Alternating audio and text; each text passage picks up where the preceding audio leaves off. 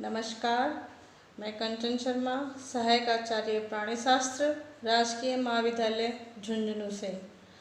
आज का हमारा टॉपिक है इकोसिस्टम की कार्यप्रणाली या इकोसिस्टम की फंक्शनिंग क्या होती है। इससे पहले हमने देखा था इकोसिस्टम की संरचना के बारे में। तो आज हम पढ़ते हैं इकोसिस्टम की कार्यप्रणाली क्या होती है। किसी भी इकोसिस्टम की कार्यप्रणाली को दो प्रमुख आधार होते हैं। पहला एनर्जी फ्लो या ऊर्जा का प्रवाह है। दूसरा खनिजों का चक्रीकरण या मिनरल्स साइक्लिंग। इन सभी प्रक्रमों को सामूहिक रूप से इकोसिस्टम की गतिकी या डायनेमिक्स कहते हैं। इकोसिस्टम की कार्यप्रणाली को निम्न बिंदुओं में विभाजित किया जा सकता है। पहला है फूड चेन एवं फूड वेब में, यानी कि खाद्य श्रृंखला एवं खाद्य जाल। दूसरा है इकोलॉजिकल पिरामिड या पारिस्थितिकी स्तूप। तीसरा है एनर्जी फ्लो या ऊर्जा का प्रवाह है। चौथा रिसाइकलिंग ऑफ मिनरल्स या खनिजों का चक्रीकरण। तो पहला हम लेते हैं फूड चेन या खाद्य श्रृंखला क्या होती है। इकोसिस्टम में सूर्य के प्रकाश की ऊर्जा के उपयोग द्वारा हरे पादप कार्बनिक पदार्थ का निर्माण करते हैं, जिसका उपयोग विभिन्न श्रेणियों के उपभोक्ता क्रमिक रूप से करते हैं तथा उत्पादक एवं उपभोक्ता के एक क्रम या श्रृंखला में उपस्थित रहते हैं, अर्थात पारिस्थितिकी तंत्र में खाने व खाए जाने की पुनरावृत्ति होती रहती है। जीवों की इस श्रृंखला को, जिसके द्वारा विभिन्न जैविक घटकों में खाद्य ऊर्जा का प्रवाह होता है, खाद्य श्रृंखला कहते हैं। इस श्रृंखला के सभी स्तर मिलकर पोषक संरचना बनाते हैं, जिसकी प्रत्येक कड़ी पोषक स्तर या ट्रॉपिक लेवल कहलाती है। इस पोषक संरचना के एक सिरे पर उत्पादक होते हैं, यानी कि हरे पौधे, और दूसरे सिरे पर अपघटक या डिकम्पोजर आते हैं। जैसे कि हम उदाहरण लेते हैं, घास स्थल या ग्रासलैंड में जो घास होती है वो उत्पादक कहलाती है। इसको ग्रास होपर या टिड्डा खाता है, जो इसका प्राथमिक उपभोक्ता कहलाता है।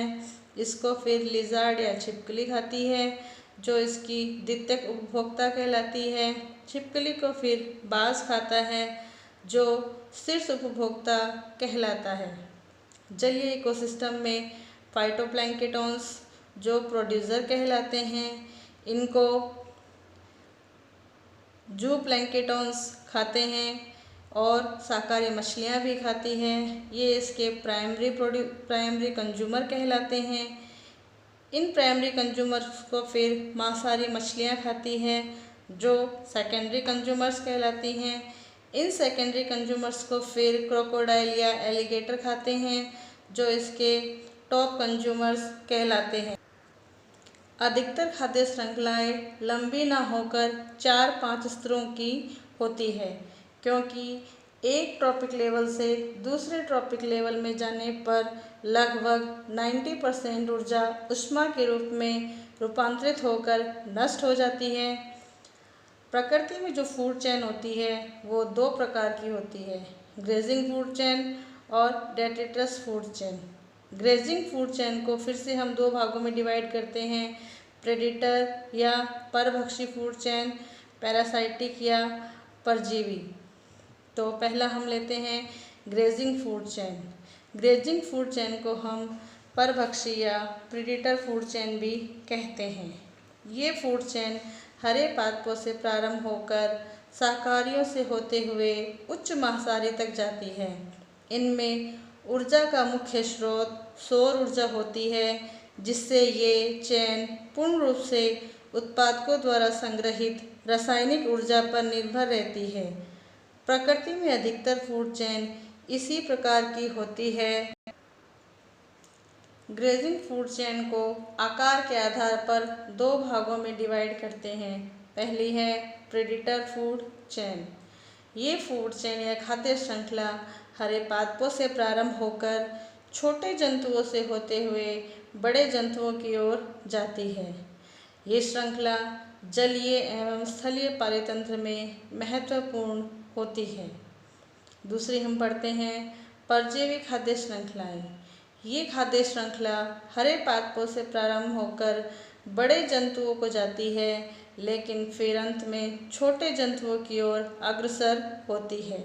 जैसे हम उदाहरण लेते हैं प्लांट्स यहाँ पे क्या है, प्रोड्यूसर है। इसको हर्बीवोरस होस्ट खाते हैं। फिर हर्बीवोरस जो होस्ट होते हैं उनको पैरासाइट लेते हैं जो छोटे जंतु होते हैं। इस प्रकार ये खाद्य श्रृंखला हरे पादपों से प्रारंभ होती है और अंत में छोटे जंतुओं की ओर अग्रसर होती है। दूसरी खाद्य श्रृंखला हम लेते हैं अपरदी या डेट्रिटस खाद्य श्रृंखला।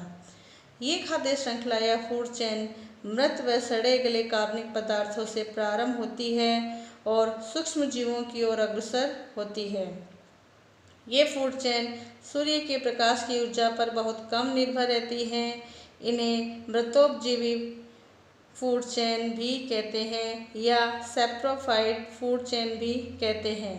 यह श्रृंखला मैंग्रोव पादप पत्तियों पर आधारित होती है। प्रकृति में दोनों प्रकार की फूड चेन निरंतर चलती रहती है। परजीवी खाद्य श्रृंखलाएं वन व घास स्थल की पारिस्थितिकी तंत्र में अधिक प्रभावी होती है तथा ग्रेजिंग फूड चेन जलीय या समुद्री तंत्रों में अधिक प्रभावी होती है। अब हम बात करते हैं फूड वेब के बारे में। तो फूड वेब क्या होता है? एक खाद्य श्रृंखला कभी भी आइसोलेटेड अवस्था में क्रियाशील नहीं होती है, बल्कि अनेक फूड चेन आपस में एक दूसरे से जुड़ी हुई होती है। अर्थात किसी भी इकोसिस्टम में सीधी व सरल खाद्य श्रृंखलाएं नहीं पाई जाती है। इकोसिस्टम में पाई जाने वाली विभिन्न खाद्य श्रृंखलाएं आपस में किसी न किसी पोषक स्तर पर जुड़ी रहकर एक जटिल अंतर्ग्रथित ऊर्जा पथ बनाती है, जिसके फलस्वरूप इन खाद्य श्रृंखलाओं का एक जाल सा बन जाता है, जिसे हम फूड वेब या खाद्य जाल कहते हैं। किसी भी इकोसिस्टम में पाए जाने वाले खाद्य जाल जितना जटिल एवं विस्तारित होगा, वह फूड वेब उतना ही अधिक क्रियाशील होगा। अर्थात एक इकोसिस्टम जितना ज़्यादा जटिल होगा, उतना ही वह एक इकोसिस्टम में खाद्य जाल जितना अधिक जटिल एवं विस्तारित होगा, उतना ही वह इकोसिस्टम अधिक स्थायी होगा। साथ ही साथ जिस इकोसिस्टम में ऊर्जा के प्रवाह के वैकल्पिक ऊर्जा पथ अधिक होंगे, वह अधिक स्थायी होगा। फूड वेब या खाद्य जाल के निम्न 3 कारक मुख्य रूप से प्रभावित करते हैं। पहली है फूड चेन की लंबाई। दूसरा, भोजन प्रवृत्तियों के कारण जीवों में मिलने वाली विविधताएं। अर्थात एक फूड चेन में जितने ज़्यादा एनिमल्स होंगे, वह फूड चेन उतनी ही ज़्यादा लंबी चलेगी। फूड चेन में विभिन्न उपभोक्ता स्तरों पर उपलब्ध वैकल्पिक या विकल्प पथ। अर्थात एक फूड वेब में जितनी ज़्यादा फूड चेन आपस में जुड़ी हुई होगी, वो फूड वेब उतना ही अधिक स्थायी व क्रियाशील होगा। अब हम लेते हैं ट्रॉपिक लेवल या पोषण स्तर क्या होते हैं। किसी भी इकोसिस्टम में उत्पादकों द्वारा संश्लेषित कार्बनिक पदार्थों को क्रमशः प्रथम, द्वितीय, तृतीय व उच्च उपभोक्ताओं द्वारा भोजन के रूप में उपयोग किया जाता है। इकोसिस्टम की इस उत्पादक उपभोक्ता व्यवस्था को पोषक संरचना कहते हैं तथा इस व्यवस्था की प्रत्येक कड़ी अथवा जीव को हम ट्रॉपिक लेवल या पोषक स्तर या ऊर्जा स्तर कहते हैं। जैसे कि किसी भी तालाब पारिस्थितिकी तंत्र या पॉन्ड इकोसिस्टम में शैवाल व डायटम्स उत्पादक होते हैं और प्रथम ट्रॉपिक लेवल बनाते हैं। जो प्लैंकेटॉन व छोटी मछलियाँ द्वितीयक पोषक स्तर, बड़ी मछलियाँ तृतीयक पोषक स्तर बनाती हैं। विभिन्न पोषक स्तरों में जीवित पदार्थों की मात्रा स्टैंडिंग स्टेट या अप्रवाही शस्य कहलाती है। इसे इकाई क्षेत्र में उपस्थित जीवों कुल संख्या या शुष्क व ताज़ा भार के रूप में व्यक्त करते हैं। जब हम इसे भार के रूप में व्यक्त करते हैं तो हम इसे जैव भार कहते हैं। अब हम बात करते हैं इकोलॉजिकल पिरामिड्स या पारिस्थितिकी स्तूप क्या होते हैं। पारिस्थितिकीय पिरामिड की अवधारणा सर्वप्रथम चार्ल्स एल्टन ने विकसित की थी। इन्होंने बताया कि उत्पादकों, प्रथम उपभोक्ता, द्वितीयक उपभोक्ता आदि की संख्या, जैव भार एवं ऊर्जा की मात्रा में निश्चित संबंध होता है। जब हम इस संबंध को ग्राफीय प्रतिरूप में निरूपित करते हैं, अर्थात इकोसिस्टम में विभिन्न पोषक स्तरों पर मिलने वाली जीवों की संख्या या जैव भार या ऊर्जा के अंतर को ग्राफिकल प्रेजेंटेशन द्वारा अभिव्यक्त करते हैं, तब हम इसे इकोलॉजिकल पिरामिड कहते हैं। इकोलॉजिकल पिरामिड सामान्यतया 3 प्रकार के होते हैं। नंबर 1 संख्या के pyramid, pyramids of number. Number 2 जैव भार या बायोमास के पिरामिड। नंबर 3 ऊर्जा के पिरामिड। तो सबसे पहले हम देखते हैं कि पिरामिड्स ऑफ नंबर या संख्या के आधार पर पिरामिड्स किस प्रकार के होते हैं। इन पिरामिड्सों में विभिन्न पोषक स्तरों में सजीव की संख्या को दर्शाते हैं। ये अधिकांशतः सीधे होते हैं क्योंकि उत्पादों की संख्या अधिक होती है। संख्या के पिरामिड का प्रतिरूप अलग अलग समुदायों के साथ साथ भिन्न भिन्न प्रकार का होता है। जैसे ग्रासलैंड इकोसिस्टम में हम देखते हैं उत्पादक मुख्य रूप से घास खाते हैं। इनकी संख्या सर्वाधिक अधिक होती है। ये संख्या पिरामिड के शीर्ष की तरफ निरंतर कम होती जाती है। इस कारण ग्रासलैंड इकोसिस्टम या घासीय पारितंत्र में संख्या का पिरामिड सदैव सीधे प्रकार का होता है। जैसे कि हम यहाँ देखते हैं कि घास इस पिरामिड के सबसे बॉटम में दी गई है क्योंकि घास की संख्या ज़्यादा होती है। फिर इसको खाने वाले होते हैं खरहा या चूहा, जो इसके प्राथमिक उपभोक्ता होते हैं। इनकी संख्या घास से कम होती है। फिर इनको खाने वाले द्वितीय उपभोक्ता जैसे सांप, मेंढक, इनकी संख्या इनसे भी कम होती है। फिर हम देखते हैं कि तृतीय उपभोक्ता या शीर्ष उपभोक्ता होते हैं, इनकी संख्या इनसे भी कम होती है। इस प्रकार ये पिरामिड ऊपर से नीचे की ओर जाते हुए धीरे धीरे कम होता जाता है। इसी प्रकार हम देखते हैं कि जलीय इकोसिस्टम में उत्पादक मुख्य रूप से फाइटोप्लैंक्टन संख्या में सर्वाधिक होते हैं। ये शाकाहारी मछलियों एवं रोटिपर्स की संख्या उत्पादकों से भी कम होती है। द्वितीयक उपभोक्ता जैसे छोटी मछलियाँ, जलीय बीटल की संख्या शाकाहारी से भी कम होती जाती है।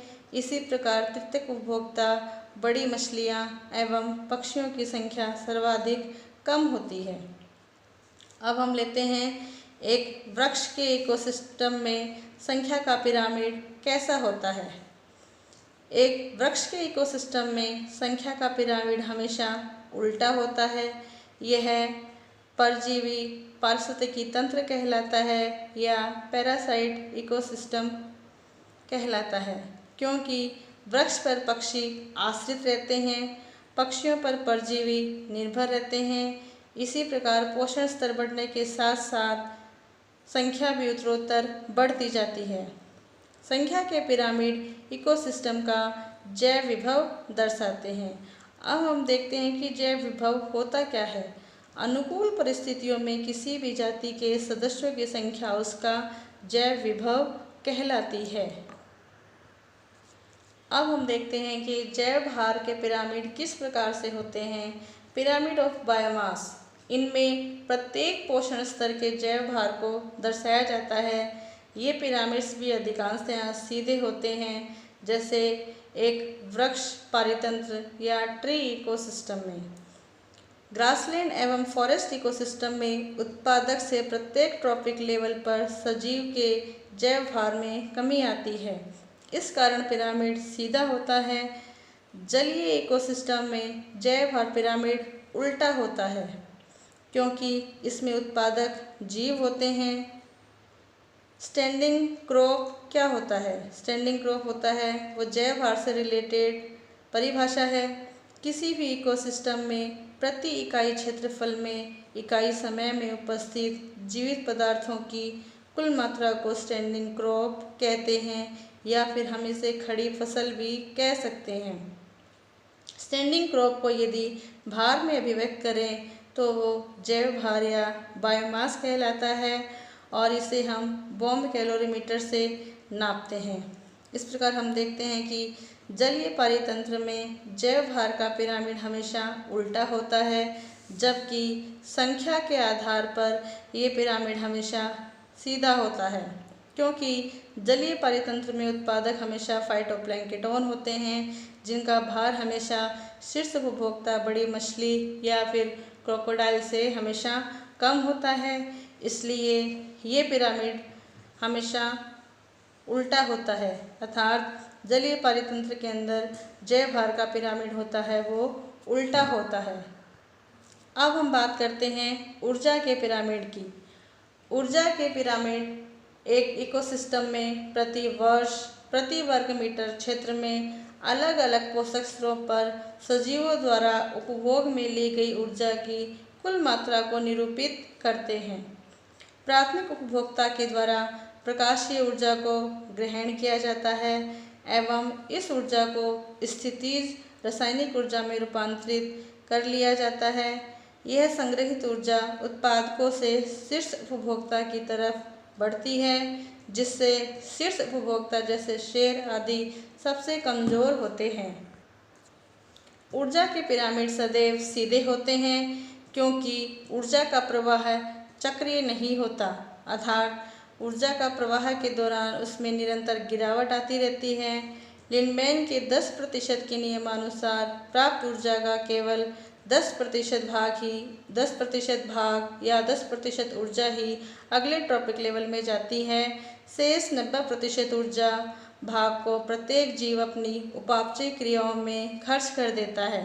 अतः प्रत्येक स्तर पर ऊर्जा में 90% की कमी आती है। ऊर्जा के पिरामिड किसी भी इकोसिस्टम की उत्पादकता को दर्शाते हैं।